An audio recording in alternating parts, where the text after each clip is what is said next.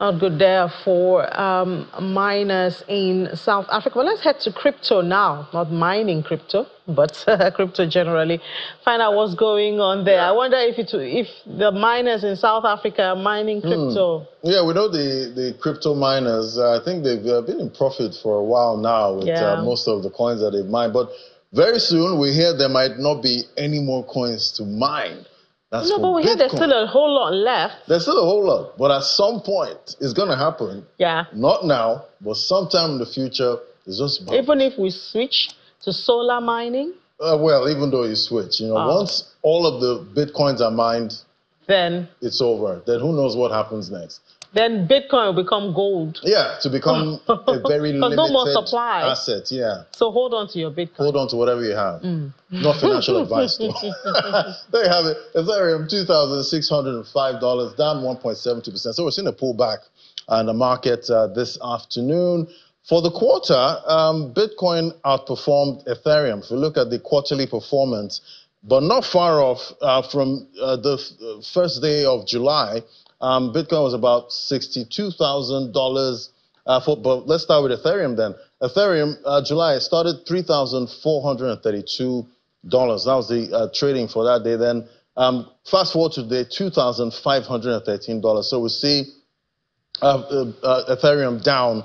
That's for the quarter, the third quarter. Let's look at Bitcoin, though. Bitcoin, on the flip side, outperforming Ethereum for this quarter with a gain there, but not so much, just about $800 or so, $62,673 at $63,000 for September. But we still have more trading today. This might actually flip. So what we have here is quarter to date. Up to some stories now. We see OKX, Shiba Inu. They're going to be delisting the asset there, Shiba Inu, one of those top meme coins in the market.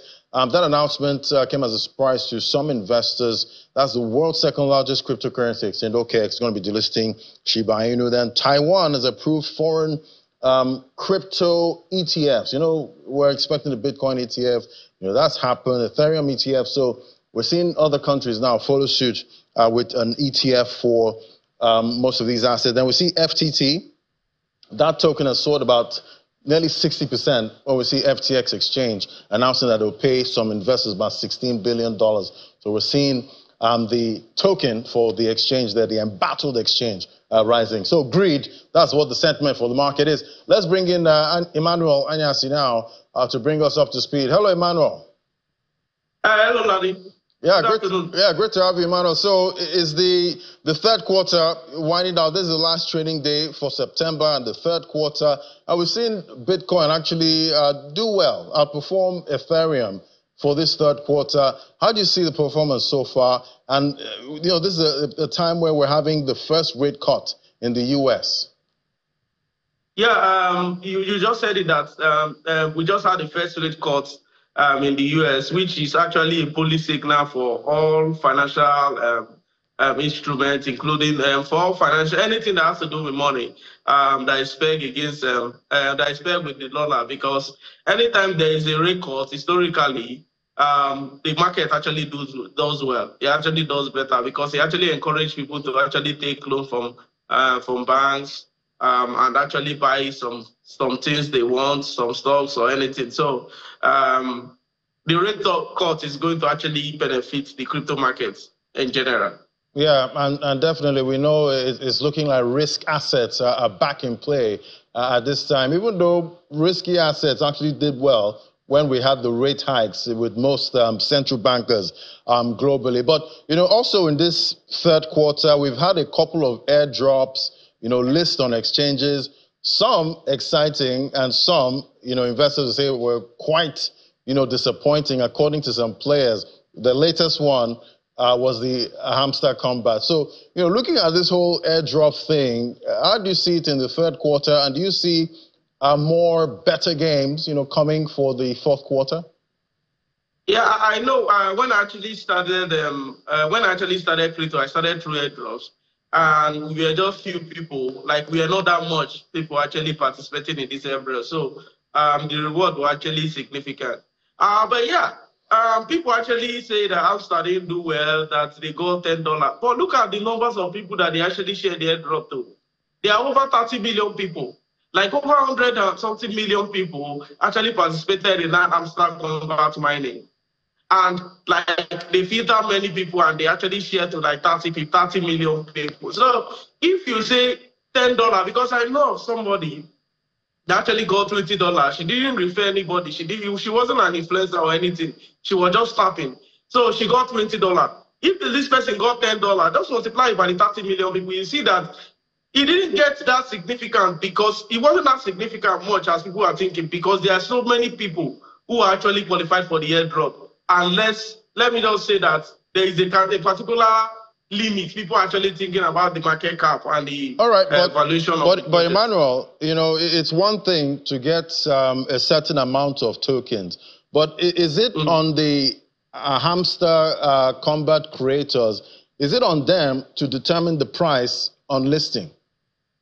Yeah, it's just like a normal project that is going for an IPO. So what they do is they actually set a particular lower limit, like let's just say they set a particular price for people to invest because there will be some investors, people that will provide the liquidity that people are going to sell in, people that will provide everything that will ensure that this project actually do well in the market on listing. So I think they listed Hamster at maybe around, it was around 100 million market evaluation. So it went to like 1.2, 1.3 billion market evaluation. So I think the liquidity they provided was around 100 million market evaluation.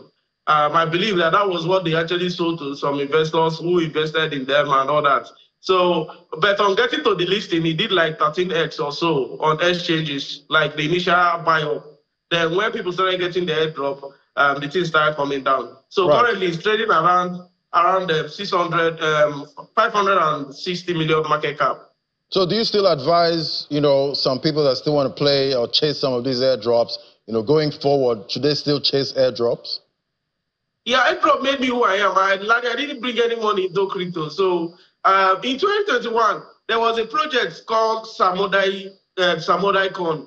That coin gave people over 1 million Samodai coin, and it went on to do 0.35 all-time high. And if you multiply it, that is over $350,000. I'm not even talking about the ones I actually qualified for that actually did a lot of money for me, 20,000, 10,000, 15,000, 30,000. So like I said, when you see airdrop, there are so many people are actually involving. Just assume that this Hamster Kombat, maybe there are like 5 million or 10 million people that was actually, maybe like 1 million people, or maybe 100,000 people that actually did it, and the market evaluation got to this price. You will see that they will benefit huge amounts of airdrop. So that is just it.